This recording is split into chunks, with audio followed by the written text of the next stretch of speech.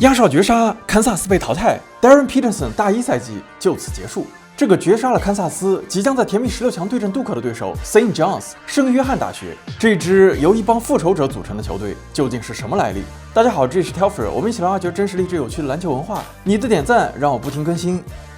在很多球迷的眼中，疯狂3月东区第2轮4号种子堪萨斯大学对阵5号种子圣约翰大学的比赛，仅仅是一场前菜。如果堪萨斯顺利晋级，他们会在接下来甜蜜16强的比赛中碰到杜克大学，这将会成为选秀热门 Darren Peterson 与 Cameron Boozer 的正面较量。但是圣约翰大学并不愿意做一块 Peterson 的垫脚石。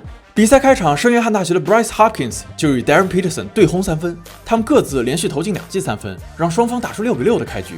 本场比赛，圣约翰派出了前全美5星级高中生我的学弟 Dylan Mitchell 来主防 Peterson。全场比赛 ，Peterson 得到全场最高的21分，但是15次出手，仅5次命中。其实整场比赛，堪萨斯的投篮命中率、3分命中率、罚球命中率、禁区得分、快攻得分，甚至篮板，全部高过圣约翰大学。但是他们出现了可怕的16次失误，这也让圣约翰大学多获得15次出手的机会。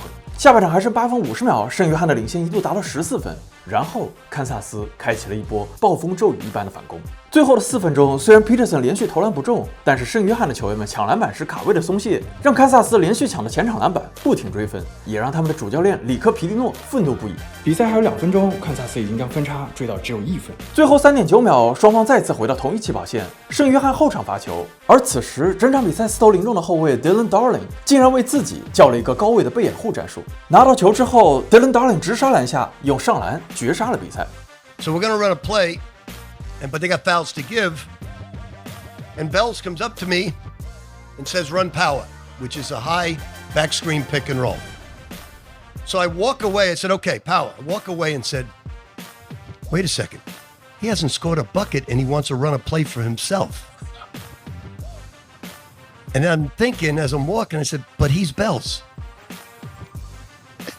And not only did he do it, he went with his right hand.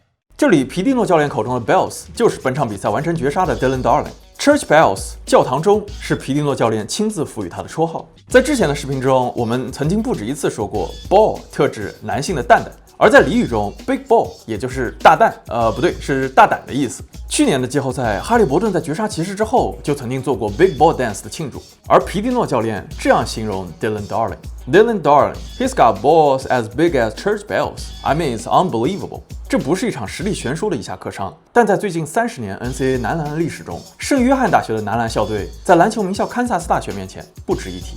这是圣约翰大学在1999年之后第一次晋级甜蜜16强，而帮助他们重新杀回16强的人，就是前纽约尼克斯、波士顿凯尔特人、肯塔基大学和路易斯维尔大学主教练，有着50年执教经验的名人堂教练里克皮蒂诺。正是他组建了这支复仇者联盟。在 NCAA 的历史中，现年73岁的名人堂教练里克皮蒂诺已经在 NCAA D1 取得了超过900场胜利，排在所有 NCAA D1 教练的历史第3名。1996年，他带领肯塔基大学拿下 NCAA 全国冠军。5年之后，他又来到肯塔基大学的宿敌路易维尔大学，用12年的时间带领路易维尔赢得了 NCAA 的全国冠军。但是随后，皮蒂诺教练团队被卷入脱衣舞招生丑闻。为了招募顶级高中生，路易维尔的球队工作人员甚至将脱衣舞女带到了学生寝室。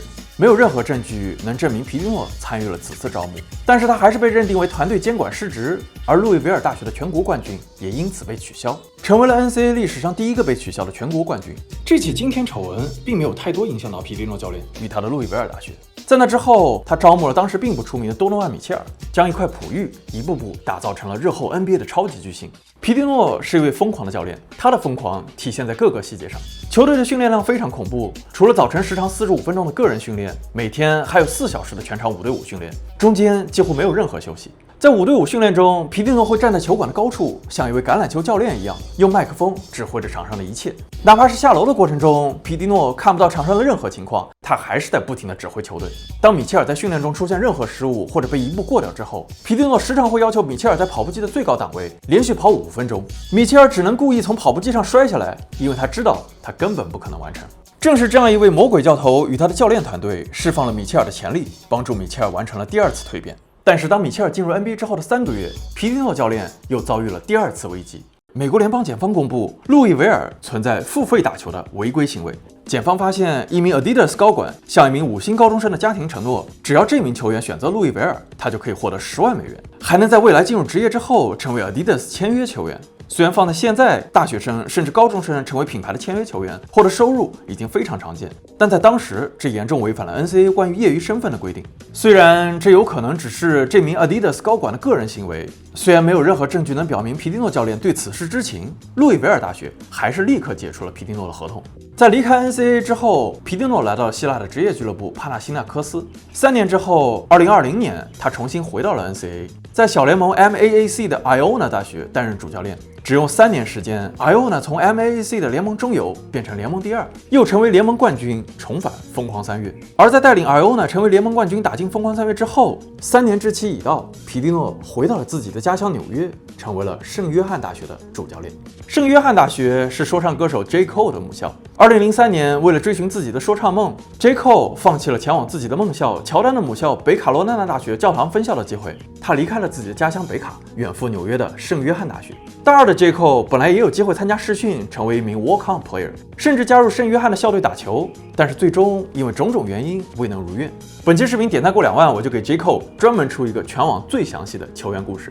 2023年，皮蒂诺来到圣约翰的第一个赛季，他一口气从转学通道招募了10位转学生，打造了一支全新的属于自己的球队。这10位球员中有他从 Iona 带过来的大5球员 Dennis Jenkins， 目前活塞队的后卫丹尼斯·詹金斯。这个赛季活塞队的成功，他功不可没，而正是皮蒂诺教练帮助他最终进入 NBA。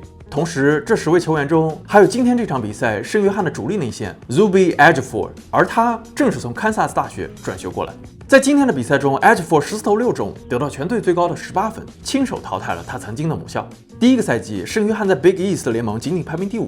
赛季末的 Big East 锦标赛，他们输给当年的冠军康涅狄格大学，无缘疯狂3月。但是很快，就在皮蒂诺圣约翰的第2个赛季，圣约翰卷土重来，他们力压2连冠的卫冕冠军康涅狄格大学，拿下了 Big East 常规赛与联盟锦标赛的冠军。短短1年多的时间，皮蒂诺已经建立起了他想要的赢球文化。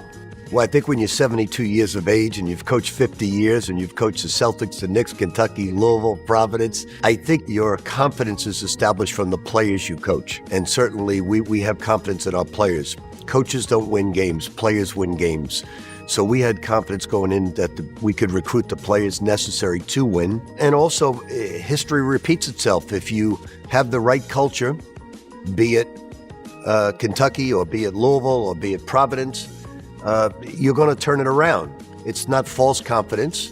It's confidence that you'll bring in the right players to fill the culture that you want to present.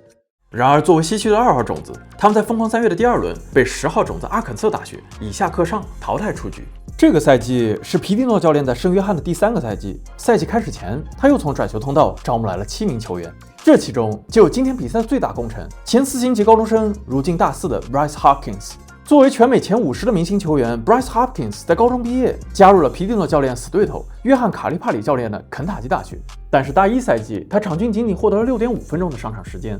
随后，他转学到普罗维登斯大学。这个赛季是他在大学的第5年，也是最后1年。他选择了圣约翰大学，成为了这里的第2得分手。在今天的比赛中，正是他与 Peterson 在外线对标3分，得到并列全队最高的18分。在这7名转学生中，还有曾经效力于蒙特沃德，高中时排名全美前10的 Dillon Mitchell。在辗转德克萨斯大学与辛辛那提大学之后，这个赛季对于已经大4的他，也可能是冲击 NBA 的最后机会。今天的比赛正是他承担了主防 Darren Peterson 的任务。当然，在7名转学生中，还有最年轻的大2后卫，来自纽约布朗克斯的 Ian Jackson， 早在高中就名扬全美，排名2024届全美前10。如今，这些2024届全美前10，库珀·弗拉格、艾斯贝利、迪伦·哈珀、马鲁阿奇、埃奇库姆、特雷·约翰逊、利亚姆·麦克尼利，他们中的绝大多数都已经成为了 NBA 新秀。然而，在北卡打了1年之后 ，Ian Jackson 没能入约进入 NBA。于是，在大1赛季结束之后，他回到了自己家乡纽约的圣约翰大学，开始了自己的大2赛季。除了他们 ，Ozziah Sellers、Joe Sannon 以及今天绝杀的 Dylan Darling 也都是从更知名的学校转学来到圣约翰大学。这是一群由失意者组成的球队，一位深陷争议、被迫离开 NCAA 的教练，以及一群在 NCAA 中并不顺利的高中明星球员所组成的球队。这个赛季，他们再次领跑 Big East 的常规赛，并再次战胜康涅狄格，赢得锦标赛冠军。带着最后的希望，他们开始了今年的疯狂3月之旅。而就在今天，他们在疯狂3月的赛场突破了第2轮，走到了比去年更远的地方，也帮助圣约翰大学完成了时隔27年的突破。下一轮，他们会和本赛季全美第1杜克大学碰面。这支复仇者联盟能不能真的以下克上？就让我们5天之后再见吧。